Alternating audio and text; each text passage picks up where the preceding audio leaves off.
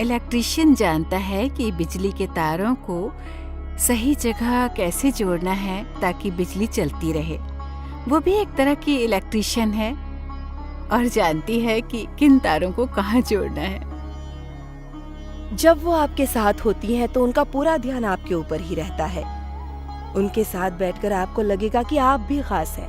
वो ये एहसास दिलाती हैं कि उस वक्त उनके साथ आपके अलावा कोई और नहीं है। मैं जब उनके सामने गया तो उन्होंने मुझसे कुछ कहा।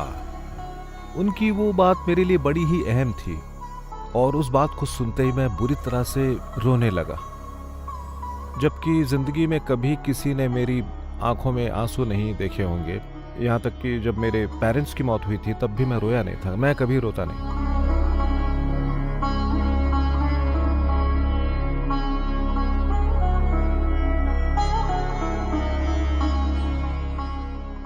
कहाँ गए हैं? 12 बजे यहाँ टीचर्स आएंगी।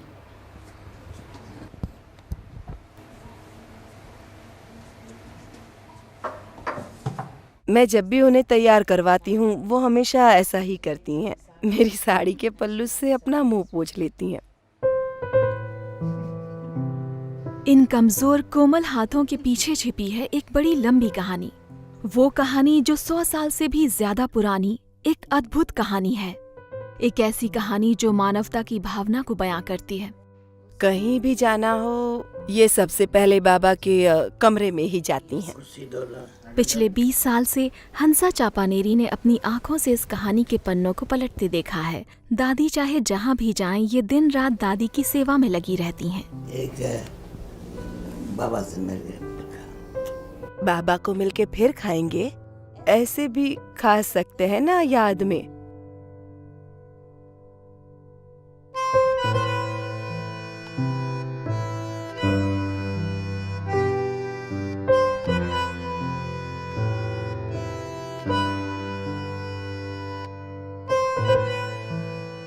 काफी छोटी उम्र से ही उनकी आवाज एक ममतामयी माँ की रही है। बड़ी ही बुजुर्ग सी हस्ती। आज मैं जब दादी को देखती हूँ तो यही सोचती हूँ कि दादी की देखभाल करना मेरे लिए कितनी बड़ी बात है। जब दादी अलग अलग कार्यक्रमों में जाती थीं, यूके में कार से घंटे 2 घंटे का सफर करना होता तो मैं सिर्फ उनकी ही फिक्र करती थी। मैं सोचती बाकी सब तो सो जाएंगे, लेकिन दादी जब वापस आएंगी तब वो इन सीढ़ियों पर कैसे चढ़ेंगी। उन्हें किसी चीज की जरूरत पड़ सकती है, वो कुछ मांग सकती हैं। ऐसे में मैं कैसे सो सकती हूँ क्योंकि बाकी सब तो सो रहे हैं। उनकी मदद कौन करेगा, मैं यही सोचती थी। दादी की इस कहानी का एक एक शब्द अपने आप में बेहद खास है। उनका हर कदम खास है। 20 साल पहले हंसा ने ये सोचा भी नहीं था कि दादी को इस सफर के बाद वो शक्ति मिल जाएगी जो इतनी जिंदगियों को बदल देगी। उनकी बदौलत ही मेरे दिल के दरवाजे खुले ताकि ईश्वर उसके अंदर आ सके।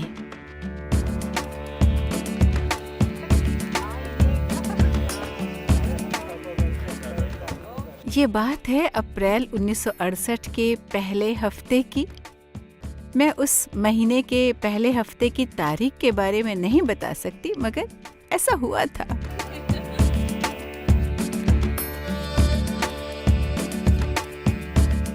वो यहाँ आई तो उन्होंने मुझसे विवेक के बारे में बात की और ये बड़ी ही अहम बात थी क्योंकि उसके पहले मैं पसंद और सही चुनाव के बारे में सोचती थी और मुझे लगता था कि मेरे अंदर इतनी क्षमता ही नहीं है कि मैं सही चुनाव कर सकूं। आज़ादी देने वाला समाज, पश्चिम का पारंपरिक समाज, हिंदू समाज, समझ नहीं आ रहा था किसे चुनूं। उन्होंने ये बात समझी और मुझसे कहा तुम अपने विवेक को स्वच्छ करो। तो मैंने पूछा कैसे? उन्होंने कहा ध्यान से। और उसी रोज शाम को मैं यहाँ ध्यान शुरू करने आ गई।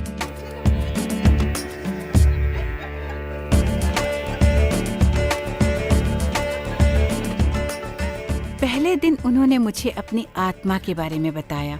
उनकी बातें सुनकर मैं तो मानो किसी और ही दुनिया में पहुंच गई। उसके बाद उन्होंने मुझे वो दृष्टि दी जिसने मेरी दुनिया ही बदल दी। मुझे उससे जुड़ने का अवसर मिला जिससे ईश्वर भी प्यार करते हैं। जयंती कृपलानी और उनकी माँ का शुरू से ही ब्रह्मा कुमारीज के संस्थापक ब्रह्मा बाबा से बड़ा गहरा लगाव रहा था। जयंती के दादाजी ब्रह्मा के चचेरे भाई थे। जब वो सिर्फ 8 साल की थीं, तब पहली बार ब्रह्मा से मिली थीं और ठान लिया था कि वो उनके उपदेशों का पालन करते हुए अपना जीवन बिता देंगी। और 11 साल बाद जब वो 19 साल की थीं, उन्होंने ऐसा करना शुरू कर दिया। अगर कोई दादी की कहानी सुनकर उनके जीवन के पन्ने पलटना चाहता हो तो उसे इनसे बेहतर जानकार शायद ही कोई और मिले। पता है ये कौन है? ये हमारी दादी हैं जब वो जवान थी। ये अब सिस्टर जयंती के नाम से मशहूर हैं और दादी की जिंदगी के हर पहलू को अच्छी तरह से जानती हैं। ये हर तस्वीर से जुड़ी पूरी कहानी भी जानती हैं। ये देखिए, दादी ने जैकेट पहन रखी है। दादी की कहानी को वो एक आध्यात्मिक जीनियस की कहानी मानती हैं। दादी को आज भी अच्छी तरह से याद है, जब वो 2 साल की थीं, तब उन्होंने पालने में ही अपने चाचा को राम का नाम जपते हुए सुना, ईश्वर का नाम। उनका जन्म भी एक बड़े ही धार्मिक परिवार में हुआ था, बड़ा ही परोपकारी परिवार था। उनके माता पिता ने सोचा उन्हें किसी आम स्कूल में ना भेजें, बल्कि घर में ही शिक्षा दिलाई जाए। इसके लिए घर में एक पंडित आकर उन्हें ग्रंथों का ज्ञान देते थे। ये सिलसिला 9 वर्ष की उम्र तक चला। उसके बाद वो स्कूल गईं, सिर्फ 3 साल के लिए। उन 3 सालों में उन्होंने 6 अलग अलग स्तरों की शिक्षा पूरी की, क्योंकि वो बड़ी ही बुद्धिमान छात्रा थी। मुझे इतना अच्छा लगता है। जब वो 11 साल की थीं, तब उन्होंने अपने पिता से कहा कि अब स्कूल में विज्ञान पढ़ाया जाएगा और उन्हें लगता है कि शायद विज्ञान ईश्वर के बारे में मेरी सोच बदल दे और वो मुझे ईश्वर से दूर कर दे, लेकिन मैं नहीं चाहती कि ऐसा हो। इसलिए आप मुझे आगे की पढ़ाई के लिए तीर्थाटन की अनुमति दें। उनके पिता ने अपना कारोबार बंद कर दिया और उन्हें लेकर भारत के चारों कोनों के तीर्थों में गए। आपको याद आ रहा है कि ये कौन सी घड़ी थी? हाँ बाबा। वहाँ वो जिन संतों से मिलती, उनसे पूछती कि आप मुझे ईश्वर के साथ हुए अपने अनुभव के बारे में बताइए, उसके बाद मुझे ईश्वर के बारे में बताइए, जो लेखों में लिखा है उसके बारे में क्या अनुभव है। और फिर उनकी आंखों में हैरानी देखकर वो समझ जाती थी कि वो भी ये बात जानना चाहते हैं, लेकिन जान नहीं पाए हैं। मैं तो मानती हूँ कि उनके जीवन में हमेशा ऐसा ही हुआ। उनके जीवन का बस एक ही उद्देश्य था, ईश्वर की जानकारी पाना। उसके अलावा वो किसी और बात के बारे में सोचती भी नहीं थी। दादी जहाँ रहती थी वहाँ से कुछ ही दूरी पर एक और कहानी लिखी जा रही थी। वो कहानी थी दादा लेखराज की। उनका जन्म भी एक बड़े धार्मिक परिवार में हुआ था और उनके पिता सिंध प्रांत के हैदराबाद में एक स्कूल टीचर थे। दादा लेखराज 1930 के दशक की शुरुआत से ही एक आध्यात्मिक खोज पर निकल पड़े थे। जब वो रिटायर होने की उम्र में पहुंचे, तब उन्हें कुछ बड़े ही अनूठे दिव्य दर्शन हुए। उनसे वो पूरी तरह से बदल गए। उसके बाद वो ईश्वर और उस दिव्य सत्य को जानने की कोशिश करने लगे। उन्होंने एक आध्यात्मिक संगठन बनाया जिसका नाम था ओम मंडली। बाद में वही बना ब्रह्मा कुमारीज। उनकी मृत्यु से कुछ महीने पहले ही सिस्टर जयंती ने सोच लिया था कि उन्हें किस मार्ग पर जाना है। वो जल्दी ही भारत के बाहर ब्रह्मा कुमारीज की एक मुख्य आवाज बन गईं। वो एक ऐसी वक्ता थीं जो समाज के हर स्तर पर अपना गहरा प्रभाव छोड़ती थीं। आपका सफर कैसा रहा? मैं मोटरसाइकिल पर आया हूँ। मैंने बड़ा लंबा सफर तय किया है। अब ये लंदन में रहती हैं और जानती हैं कि दादी जानकी के उपदेश उनके ऊपर कितना प्रभाव डालते हैं जिनसे वो मिलती हैं। लॉर्ड स्टोन 20 साल से भी पहले ब्रह्मा कुमारीज के संपर्क में आए थे और करीब करीब उसी वक्त वो इंग्लैंड में हाउस ऑफ लॉर्ड्स में भी चुने गए थे। इसके साथ ही शुरू हुई थी 20 साल पुरानी आध्यात्मिक मित्रता, जिसने दुनिया भर में उनके काम को एक नई सोच दे दी। मैं बहुत अच्छी तरह से बोल नहीं सकता, नहीं अपनी बात को बहुत अच्छी तरह से समझा सकता हूँ, लेकिन मैं लोगों के वाइब्रेशंस को महसूस कर लेता हूँ। और यहाँ आकर मैंने देखा है कि मुझे जो वाइब्रेशंस मिलती है वो प्रेम और दया से भरी होती है, जिनकी वजह से मैं इनके ऊपर भरोसा करता हूँ और जानता हूँ कि ये भी इस बात पर भरोसा करते हैं।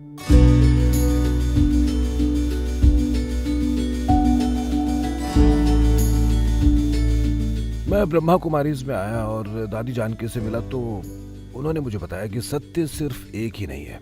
उन्हें जो अच्छा लगता है वो उनकी संस्कृति का सत्य है और जो आपकी संस्कृति को पसंद है वो उसका सत्य है। आपको बस अपने दिल को खोलना होगा और समझना होगा कि लोगों के सत्य अलग अलग हैं, मगर सबसे बड़ी बात है इन सत्यों के बीच एक सही तालमेल बनाना। इस तरह आप दूसरों की बातों को ज्यादा ध्यान से सुनेंगे, आप समझेंगे कि वो किसी चीज में आस्था क्यों रखते हैं। अगर आप उनकी आस्था को मान लेते हैं और देखते हैं कि वो तो किसी और को मानते हैं, तो सोचते हैं कि उनके बीच तालमेल कैसे बनाया जा सकता है। इससे मुझे काफ़ी फ़ायदा हुआ है। मैं फ़िलिस्तीनियों, इजरायलियों, मिस्र और जॉर्डन के लोगों के साथ काम करता हूँ और अब बड़ी बात यह हुई है कि उन्हें भी ये लगने लगा है कि मैं उन्हें ज़्यादा अच्छी तरह से समझने लगा हूँ। मैं उन्हें समझता हूँ, उनकी आस्था को, उनकी सोच को मानता हूँ। उसे मैं अपनी सोच नहीं मानता और फिर उन्हें अपनी सोच बताकर पूछता हूँ, बताओ इनके बीच तालमेल कैसे बनाएं। जब दादी जान के एक कमरे में बैठे 500 लोगों के सामने प्रवचन करती हैं, तो वो भीड़ से बात नहीं करती हैं, बल्कि वहां बैठे एक एक इंसान से बात करती हैं। लगता है जैसे वो एक एक को देख रही हैं, भले ही उन्हें बाद में दृष्टि मिलती हो, पर जब भी वो बोलती हैं हर शख्स की आंखों में देखती हैं और वो कमरे में बैठे हर इंसान को देखती हैं। इससे सबको लगता है कि वो उसी से बात कर रही हैं। इस तरह वो उन सभी को इस लायक बनाती है कि वो अपने सबसे अच्छे हिस्से से संपर्क कर सकें। सभी को इस लायक बनाना कि वो अपने सबसे अच्छे हिस्से से संपर्क कर सकें, दादी के जीवन को और अच्छी तरह से बताता है। अब वो 100 साल से ज्यादा की हो चुकी हैं, मगर अपने करीबी दोस्तों से वो आज भी बड़ी गर्मजोशी से मिलती हैं। उनके नाजुक, कमजोर हाथ और जादुई आंखों में साफ नजर आता है कि उनका पूरा जीवन यही करते हुए बीता है।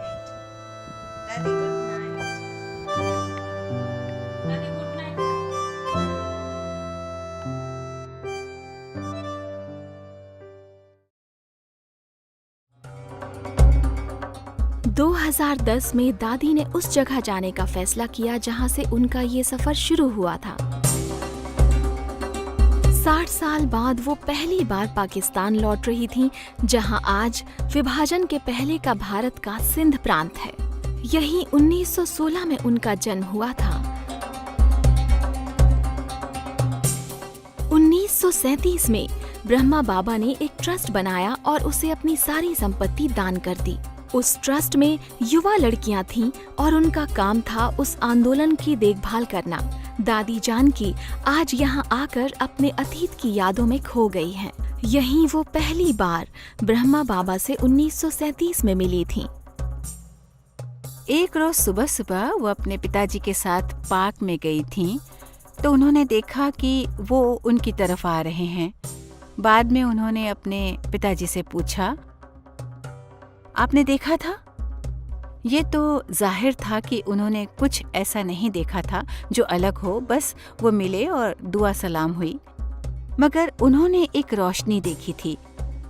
उन्होंने उस इंसान को नहीं बल्कि एक बहुत ही तेज प्रकाश पुंज को देखा था। तब उन्हें लगा कि अभी कुछ अनोखा हुआ है और जब उन्होंने आगे जांच पड़ताल की तो पता लगा कि ये कोई आम इंसान नहीं बल्कि एक महान हस्ती है। उस वक्त दादी सिर्फ 21 साल की थीं और उस ग्रुप से पूरी तरह से जुड़ने के पहले उन्हें उस दर्द भरे शादीशुदा जीवन से बाहर निकलना था जो उनके ऊपर थोपा गया था।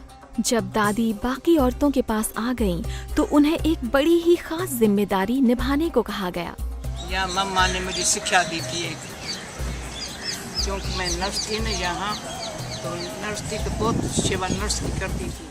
उस वक्त उन्हें एक नर्स की जिम्मेदारी दी गई जिसका काम था लोगों की सेवा करना। उन्होंने उसे बड़ी अच्छी तरह से किया और अगर कोई बीमार होता तो वो पूरी देखभाल करती, जबकि खुद उनका स्वास्थ्य हमेशा अच्छा नहीं रहता था। उन्हें निमोनिया और टीबी जैसी बीमारियां हो चुकी थीं। मगर उनके मन में लोगों की सेवा की भावना बहुत थी, इसलिए वो सेवा करती रहीं और उन्होंने 14 साल में सिर्फ 2 बार डॉक्टर को बुलाया था, जबकि वहाँ करीब 300 लोग रहते थे। लोगों को लगता है कि उन्हें अकेलापन पसंद था और लोग उन्हें बड़ा गंभीर समझते थे, मगर वो जो कर रही थीं उसके लिए लोग उनकी प्रशंसा करते थे, क्योंकि इनमें से ज्यादातर लोग वही थे जिनकी उन्होंने कभी न कभी देखभाल की थी। मगर आम सोच यही थी कि उन्हें अकेले रहना ज्यादा पसंद है और वो बड़ी गंभीर महिला हैं। मगर इन वर्षों में दादी जानकी को उस बुनियाद को और मजबूत करने का मौका मिला जिसके सहारे उन्होंने दूसरों को बहुत अच्छी तरह से प्रभावित करने के गुर सीखे। उन्हें पढ़ाई से बहुत लगाव था और वो ईश्वर से बेइंतहा प्यार करती थीं। इस संस्थान में यहाँ जो भी औरत और मर्द थे वो सभी पहले 14 साल में दुनिया से बिल्कुल कट से जाते थे। उनका ध्यान सिर्फ ईश्वर से अपने रिश्ते और आध्यात्मिक ज्ञान पाने पर ही होता था। तब लोग उन्हें पहचान नहीं पाए थे क्योंकि उस वक्त वो शारीरिक मेहनत ज्यादा करती थीं। लोगों को यह अंदाजा नहीं था कि उनके अंदर भी बहुत सारी चीजें चल रही हैं, यानी दिमाग की प्रयोगशाला में बहुत कुछ चल रहा है और वो जिस तरह से प्रतिक्रिया करके उन सत्यों को अपने जीवन में उतारती थीं वो कोई नहीं देख पाता था। वो इतनी कुशाग्र थीं कि उनके मन में क्या चल रहा है या वो किन मुश्किलों से जूझ रही हैं इसका पता ही नहीं लगता था। उनकी इस खूबी को दूसरे लोग नहीं समझ पाए, मगर ब्रह्मा बाबा ने पहचान लिया था कि वो कितना कीमती हीरा है। हाँ, उनका ज्यादा ध्यान ब्रह्मा बाबा पर नहीं बल्कि उनके संदेशों पर रहता था, जबकि आम लोग संदेश को कम, संदेश लाने वाले को ज्यादा याद रखते हैं। और ब्रह्मा बाबा का संदेश था उस दिव्य शक्ति से जुड़ो, उस दिव्य शक्ति से जुड़ो। और ब्रह्मा बाबा से प्यार करने वाले दादी जानकी जैसे लोग, उन्होंने उस संदेश को समझ लिया और उस दिव्य शक्ति से जुड़ गए और उन्हें वो शक्तियां भी मिली जिनसे ब्रह्मा बाबा के जाने के बाद भी वो उनके मिशन को आगे बढ़ा सके। जब भी मैं कुछ मुख से बोलती हूँ पहले साइलेंस जाती हूँ, साखियों को देखती हूँ, संसार में मनुष्यों की एनर्जी कितनी उतरती कला में, ये रियलाइज होना चाहिए। चढ़ती कला में कैसे जावे, चढ़ती कला में 2 बातों की शक्ति लेके जाती है, एक आत्म शक्ति, दूसरा परमात्मा के कनेक्शन की शक्ति, एनर्जी बनती है।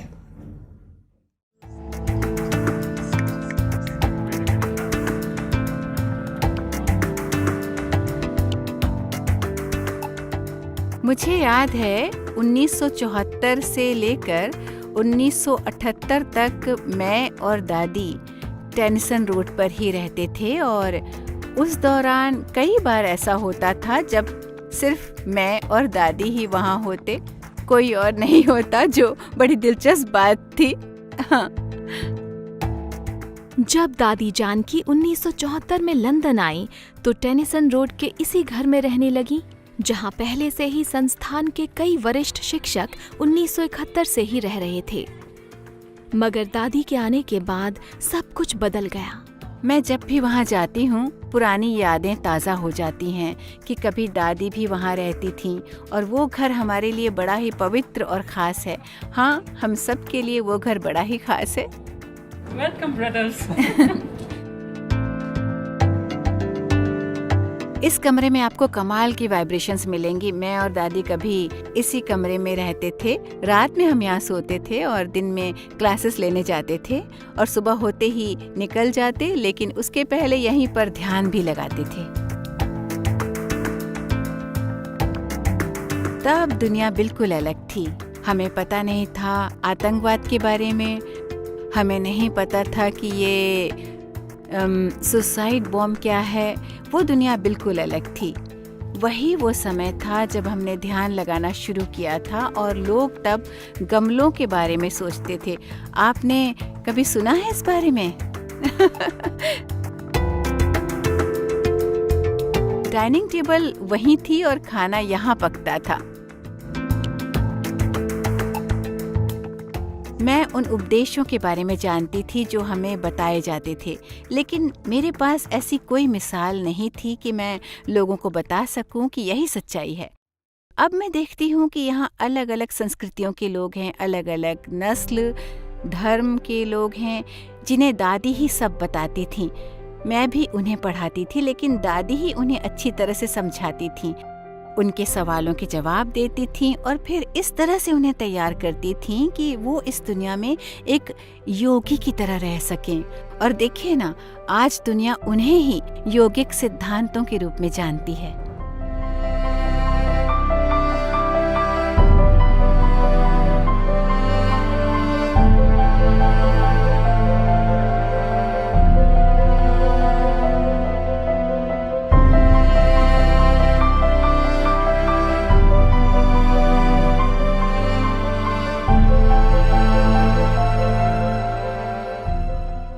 हमारी सभी दादियाँ बड़ी ही कमाल की योगी हैं, लेकिन दादी जानकी ही वो शख्सियत थीं जो यहाँ इसकी स्थापना कर सकती थीं।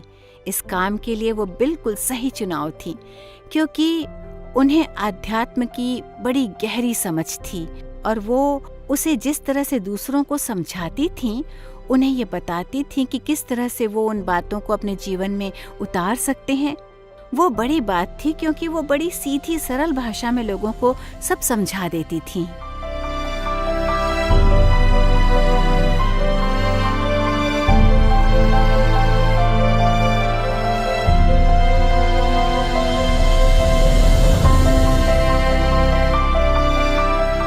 सच्ची दिल है, मजबूत दिल है। When there's a true heart, it's a strong heart. हम किस पर डिपेंड नहीं है। I don't have to depend on anyone. भगवान को साथी बना लिया है। If I make God my companion, भगवान हमारा साथी है। so God is my companion. Okay? Thank you. Om Shanti.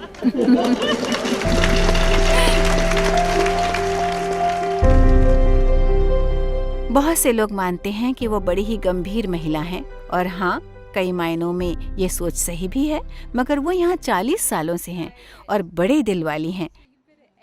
कई बार वो काफ़ी हंसी मजाक भी करती हैं, और उनकी एक भी क्लास ऐसी नहीं होती जिसमें लोग कई बार ना हंसे हों। जहान के नूर हो, तुम्हारे नूर से जहान को बाप दिखाई पड़ेगा। सुना?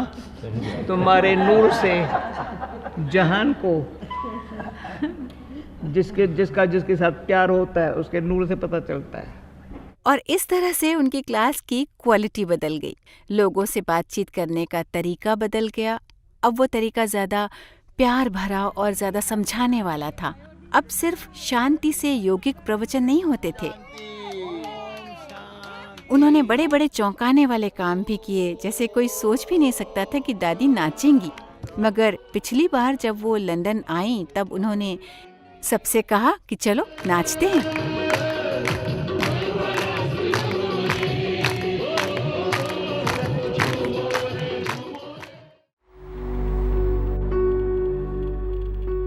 टेनिसन रोड के एक छोटे से घर से दादी जानकी ने ब्रह्मा कुमारीज को एक बहुत बड़ा अंतर्राष्ट्रीय संस्थान बना दिया और लंदन का मुख्य केंद्र भारत के बाहर विदेशों में मौजूद इसकी शाखाओं का मुख्यालय बन गया। और इस तरह से विदेशों में भी इसका प्रसार हुआ। हर जगह पर लोगों का दादी जानकी के साथ एक बड़ा ही अनोखा रिश्ता बन गया। तो उनकी आस्था और उनकी लगन से ही ये इमारत बन पाई। मैं तो यही मानती हूँ।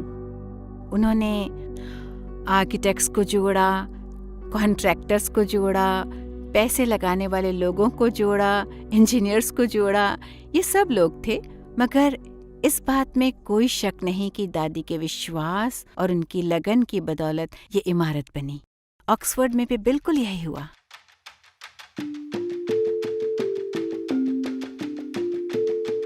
दादी जानकी की प्रेरणा से ही ब्रह्मा कुमारीज ने 1993 में ऑक्सफोर्ड में एक बड़ी अनोखी जायदाद खरीदी जो बाद में रिट्रीट सेंटर बन गया।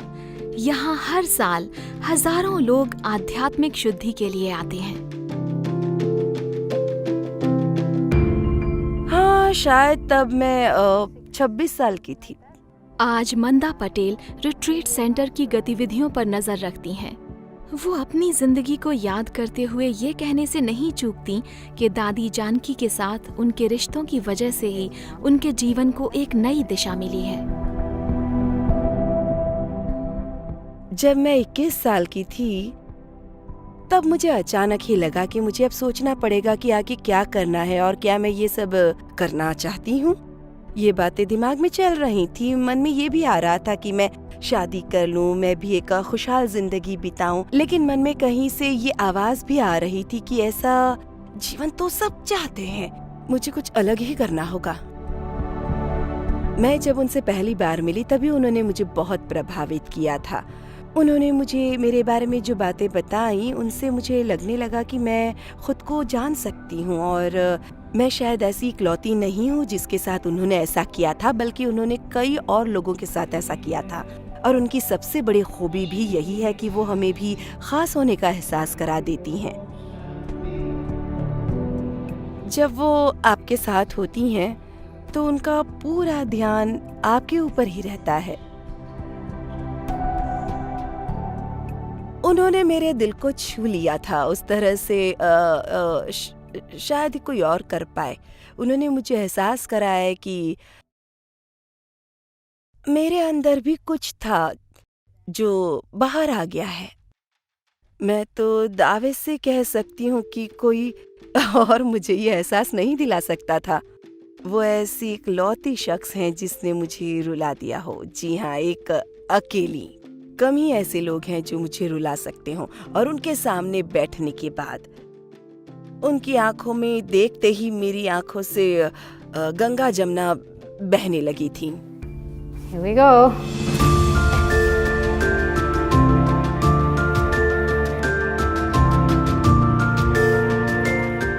उन्होंने मेरे ऊपर बहुत मेहनत की है, कभी प्यार से समझाया है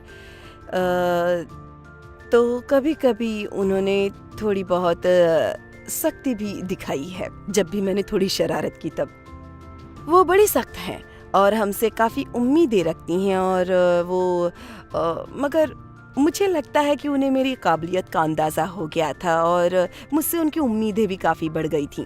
तब मुझे लगा कि अब मुझे वही करना होगा जो वो चाहती हैं। मैं जानती थी कि जो ऐसा नहीं करेगा वो जिंदगी में कुछ नहीं कर पाएगा। वो लोगों के बारे में हमेशा बहुत ऊंचा सोचती हैं और जब भी उन्हें किसी में कोई संभावना नजर आती हैं तो उसे हाथ से निकलने नहीं देती।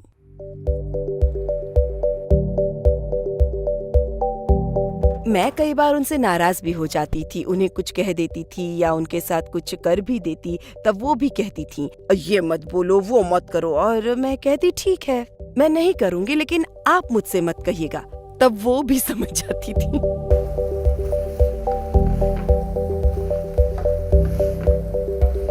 मैं एक बात तो जरूर कहूंगी, उन्होंने मेरे लिए कई भूमिकाएं निभाई हैं, कभी टीचर तो कभी सहेली। अगर मुझे कोई परेशानी होती तो मैं उनसे कह देती और शायद वो बाद में उतना खुलकर किसी और से नहीं कह सकती थी, मगर उन्होंने हमेशा मेरी बात बड़े प्यार से सुनी, उन बातों को समझा और हमेशा कहती सब ठीक हो जाएगा। उन्होंने मुझे हमेशा एहसास दिलाया कि अगर तुम बुरे दौर से गुजर रही हो तो भी चिंता की कोई बात नहीं है। उन्हें मेरे ऊपर इतना भरोसा था कि मैं उन मुश्किलों को पार कर लूंगी, उनसे उबर जाऊंगी।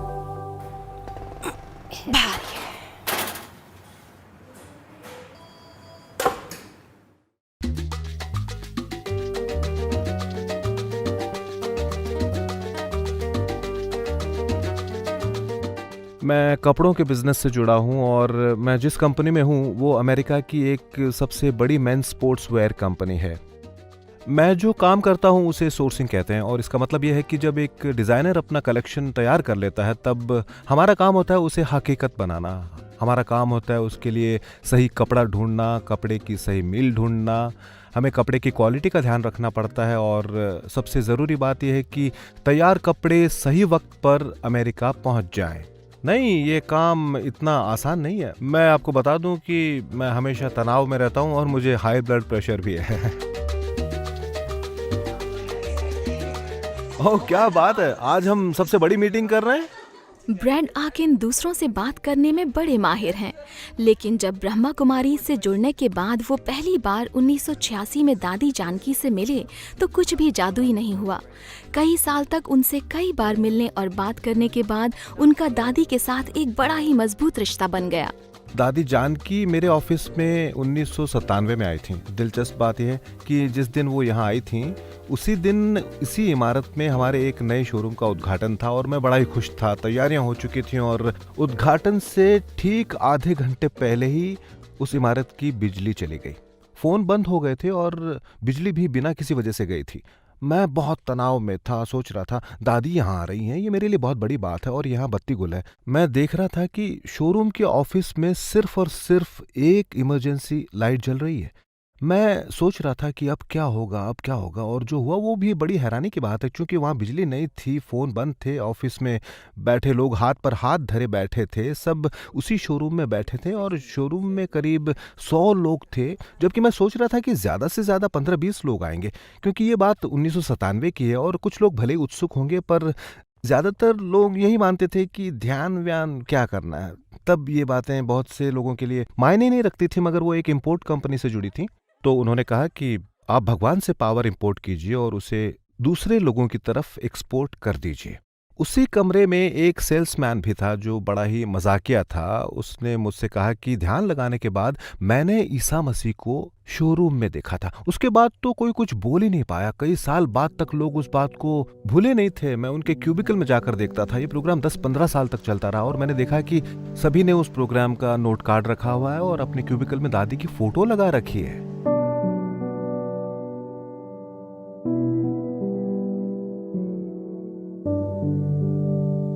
मैं भी बस उसी पैटर्न का पालन करता हूँ। मैं नहीं मानता कि मैं बहुत बड़ा या महान काम कर रहा हूँ और मैं भले ही अपनी बात खुल कर रखता हूँ, दूसरों से बात करता हूँ, शर्माता नहीं हूँ, पर मुझे अपने ऊपर भी पूरा भरोसा नहीं है। मैं खुद को बड़ा असुरक्षित मानता हूँ और नहीं जानता कि मेरी खूबियाँ क्या है। मैं उनके बारे में सुनता हूँ, लोग मुझे मेरी खूबियाँ बताते हैं, पर मैं नहीं समझ पाता कि वो किसकी बात कर रहे हैं, मेरे पीछे कौन है। मगर दादी ने मेरे लिए एक काम ज़रूर किया है। उन्होंने मुझे इतना आत्मबल दिया है कि मैं अब ये ज़रूर समझ सकता हूँ कि मेरे अंदर कुछ ऐसा है जिसे मैं नहीं देख सकता, और जब भी मैं उस कमरे से निकलता हूँ ऐसा लगता है कि मेरी शक्ति और बढ़ गई है।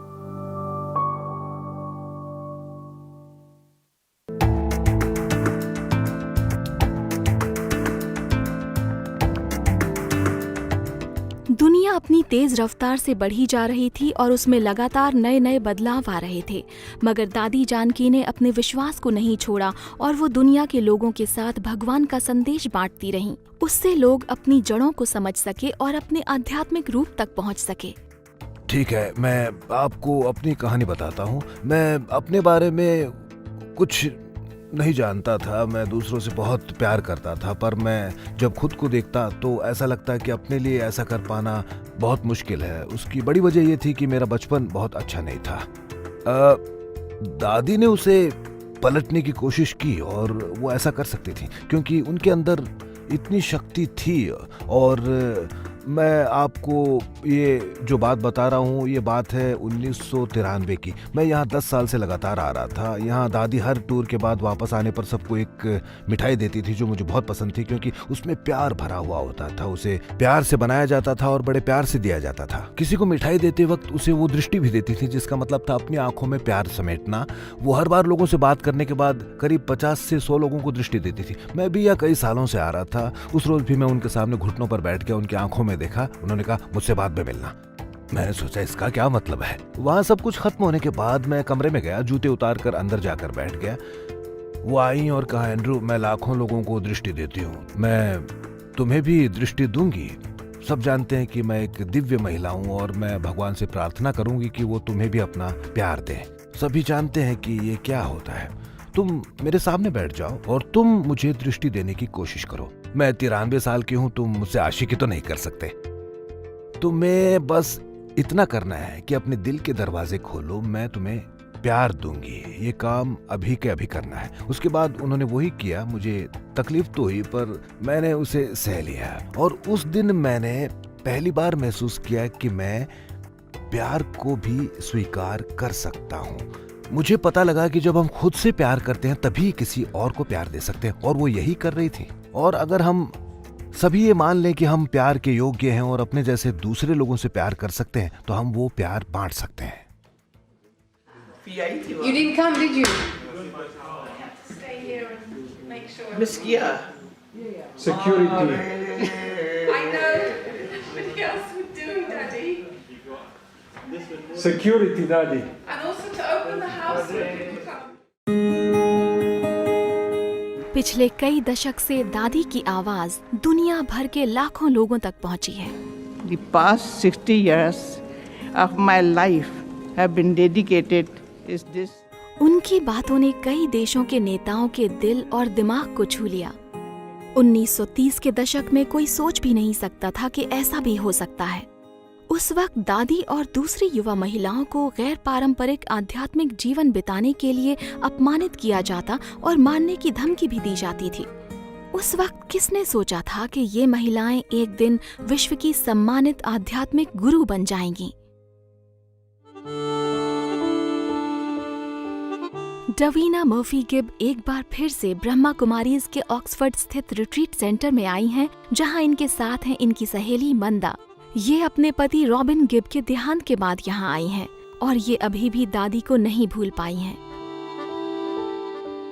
अपनी जिंदगी के आखिरी वर्षों में रॉबिन गिब दादी जानकी के बहुत करीब आ गए थे और उन्हें अपने गानों के लिए उनसे काफी प्रेरणा भी मिलती थी। तो आपको वो दिन याद है जब आप पहली बार दादी से मिली थी? हाँ, तब जब वो विश्व शांति के लिए काम कर रही थी। मायामी में। आपका घर मायामी में है ना? पहली बार दादी को देखकर आपको कैसा लगा था? जब मैंने दादी को पहली बार देखा तब मुझे स्टार वॉर्स याद आ गया।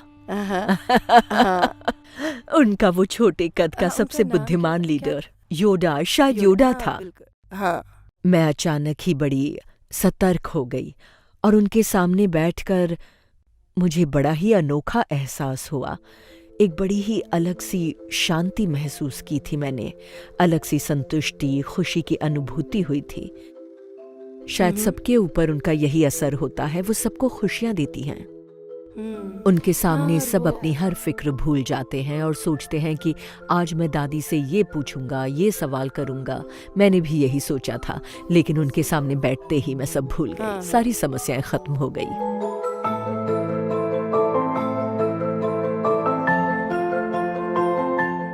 मैंने रॉबिन को कई बार दादी से मिलते देखा था और मुझे हमेशा यही लगा कि वो दादी से मिलना चाहते हैं, उनके करीब रहना चाहते हैं।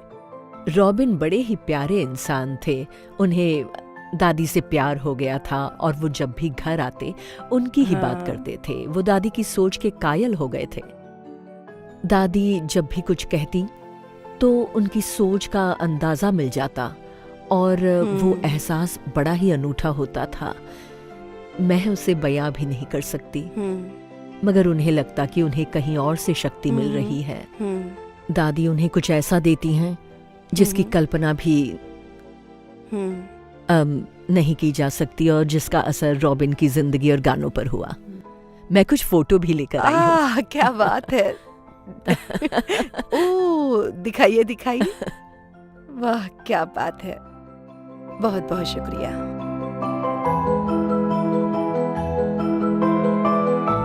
अच्छा, रॉबिन ने उनके लिए गाना भी लिखा था ना? हाँ, मदर ऑफ लव। मुझे उसके बारे में कुछ बताइए। उनसे ही प्रेरणा लेकर वो गाना लिखा, मदर ऑफ लव। आज बड़ा ही खास दिन है, बड़ी ही खास महिला का दिन है। दादी जानकी आज 90 साल की हो गई हैं। 90 साल की उम्र ही अपने आप में बहुत बड़ी बात है, लेकिन वो मेरे लिए बड़ी ही खास रही हैं, मेरी प्रेरणा रही हैं। मेरा अगला गाना एक नया गाना है जो मैंने उनके लिए लिखा है। मुझे याद है हम वेम्बली की तरफ जा रहे थे और वो तब भी गाना लिख रहे थे। मुझे याद है वो उस कागज को हाथ में लेकर बार बार पढ़ रहे थे। Everything we have in life is changing. You are all I need to keep me still. Mother of love, angel of light, I'm a long lost child, so alone in the night. Mother of love. मैंने जब भगवान के प्रति उनका प्यार देखा तो मैंने सोचा काश मेरे अंदर उसका एक छोटा सा भाग भी होता तो बहुत बड़ी बात होती। वो प्यार आखिर आया कहाँ से था? जब वो ब्रह्मा कुमारीज में आई भी नहीं थी तब भी वो भगवान से प्यार करती थी। मैं कभी नहीं कर पाया। मैं सम्मान करता था, जानता था कि भगवान है, मगर कभी उनके लिए मेरे मन में प्यार या भक्ति नहीं पैदा हुई। Keep me warm. Always be my lighthouse in the storm. कई बार मुझे लगता है कि मैं भी आजमा कर देखूं, सिर्फ एक सेकंड के लिए एहसास करूं कि वो रोशनी क्या है। Mother of love, angel of light, I'm a long lost child, so alone in the night. Mother of love, angel of light, you have saved this soul, you have woken me, Mother of love.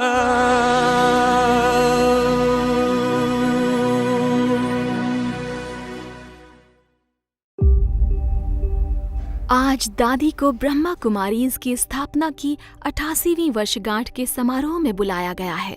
वो करीब 10 साल से इस संस्था की प्रमुख हैं।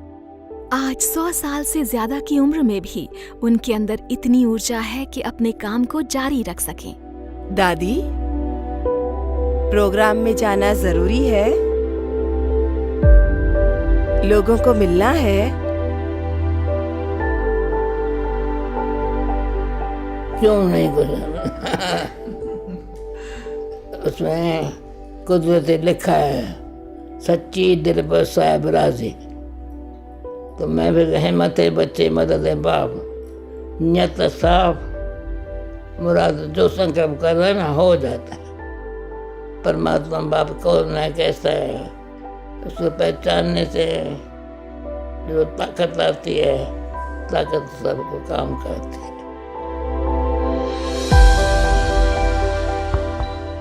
जब किसी को ये पता हो कि दादी का स्वास्थ्य हमेशा से ही बड़ा नाजुक रहा है और उन्होंने उसके बावजूद इतना सब कुछ किया है, तो यही सोचता है कि उन्हें भविष्य में कैसे याद किया जाएगा। क्या उनका ये जीवन लोगों के लिए एक मिसाल बन जाएगा और लोगों को प्रेरणा देगा कि वो अपने आध्यात्मिक जीवन को सुधार सकें? और जिन लोगों को उनसे इतना फायदा हुआ है, वो उनकी यादों को अपनी निजी जिंदगी में कैसे संजोएंगे?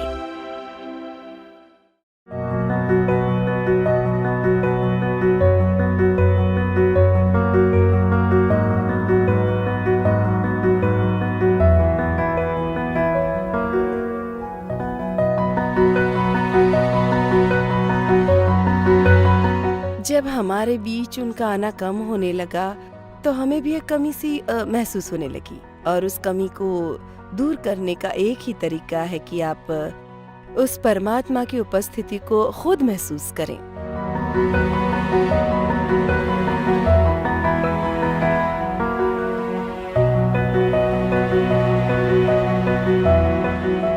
अब काफी लोग ध्यान की बात करने लगे हैं। न्यूयॉर्क में हमारा जो ऑफिस है वहाँ एक ध्यान कक्ष भी है जिसमें ध्यान की क्लास होती है।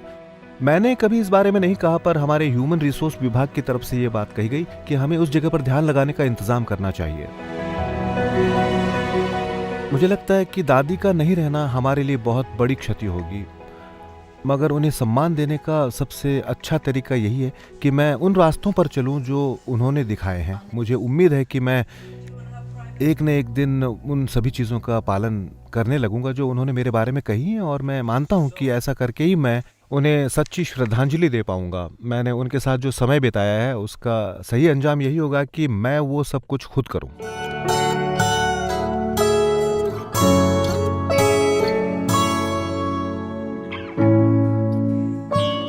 अगर हम वो कर्म नहीं करते तो किसी को उनके बारे में बताने पर भी कोई फायदा नहीं होता। बातें तो बहुत से लोग करते हैं, लेकिन असर सिर्फ उन बातों का होता है जिनके ऊपर उन्हें कहने वाला खुद अमल करता हो, और मैं भी उन बातों पर अमल करना चाहता हूँ।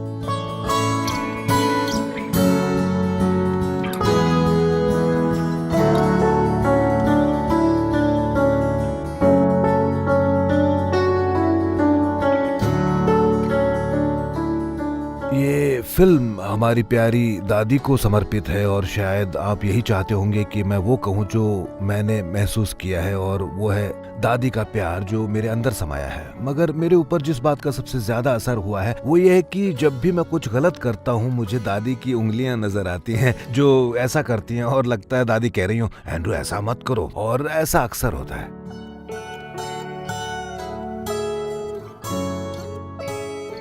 मैं जानती हूँ कि मुझे खुद को इतना मजबूत बनाना होगा कि मैं इस उम्र में भी उनकी हर संभव मदद कर सकूं। ये तो सच है कि हर कोई अमर नहीं होता। मैं इतने वर्षों से हर काम में उनकी सहायता कर रही हूँ, और पहले ऐसा लगता था कि मैं उनकी सहायिका हूँ और दादी मुझसे खुश रहती हैं। मगर अब लगता है कि उनके लिए मेरा प्यार एक माँ जैसा है जो बिल्कुल अलग है, बड़ा ही ठोस। वो मेरी छोटी बेटी जैसी हैं। मुझे अपनी उस बच्ची का ध्यान रखना पड़ता है। मैं हर तरह से उनकी पूरी देखभाल करने की कोशिश करती हूँ।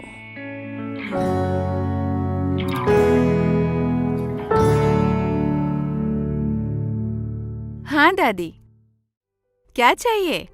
आप चाहिए दादी, आप चाहिए। बहुत कम ही लोग ऐसे होते हैं जो दिल और दिमाग दोनों को छू लें। दादी ऐसा कर सकती हैं। वो ईश्वर के प्यार को पहुंचाने का एक साधन है। ईश्वर का वो प्यार जो हमारे दिल को पिघला देता है। ओके दादी, ओम शांति। दादी, मैं जानती हूँ कि नियति, ईश्वर, हमारे प्रयास और बाकी की चीजें हैं, पर इस बात में कोई शक नहीं कि अगर दादी नहीं होती तो मैं यहाँ तक नहीं पहुँच पाती।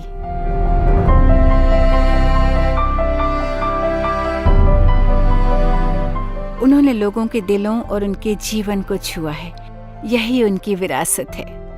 मुझे लगता है यहाँ मौजूद लोगों की तरह दादी ने हम सबको प्रभावित किया है, और मुझे लगता है कि सबसे बड़ी विरासत यही है कि आप किसी के जीवन पर अपना प्रभाव छोड़ें।